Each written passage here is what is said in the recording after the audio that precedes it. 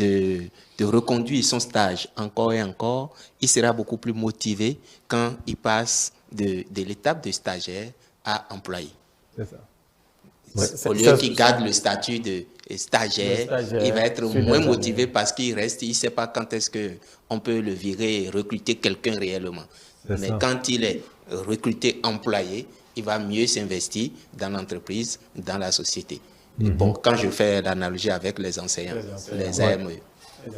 Donc, voulez-vous dire tout simplement que ce statut de AME, il faut, en tout cas, ça ne répond pas encore, il faudra les motiver davantage, c'est ça, à mieux s'occuper de la chose, c'est ce que voulez-vous dire? Moi, ce qu'on m'a dit, les syndicats d'éducation m'ont dit au Bénin, c'est que le statut d'AME pouvait durer très longtemps.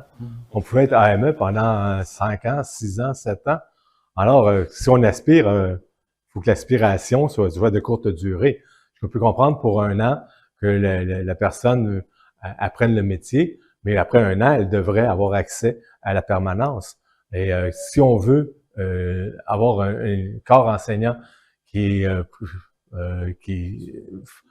s'investissent et qui souhaitent faire carrière dans l'enseignement, ben faut qu'ils aient des bonnes conditions. C'est ça. Nous, c'est ce qu'on a réclamé au Québec, qu'il y ait que les gens aient un emploi permanent rapidement et qu'ils aient accès à la permanence. Une fois qu'on a la permanence aussi, on a la liberté académique. Parce qu'un enseignant ne doit pas craindre d'enseigner une matière, ne doit pas craindre, si je dis telle chose, je peux réprimander. Parce qu'il est un professionnel de l'éducation, il est un professionnel, donc il a une liberté académique. Il peut adapter ses méthodes d'enseignement à certains élèves qui ont des difficultés, par exemple. Et parce qu'il est professionnel et parce qu'on lui donne cette autonomie professionnelle-là. Luc Allais, cette méthode que vous avez initiée et qui a permis d'assister, d'avoir un véritable développement communautaire, comment l'aviez-vous mis sur pied et comment l'avez-vous mis en exécution pour obtenir ces résultats dont vous parlez aujourd'hui? Bien, je pense que c'est beaucoup par le dialogue social. Un ministère, des fonctionnaires ne peuvent pas décider de tout le système d'éducation. Il faut qu'il y ait un véritable dialogue social avec le personnel de l'éducation, avec les élèves, les étudiants aussi qui peuvent être représentés, peut-être à un niveau un peu plus élevé là, au cégep et à l'université, qui puissent avoir leur mot à dire pour qu'on développe un bon système d'éducation. Donc, le dialogue social est un élément très important.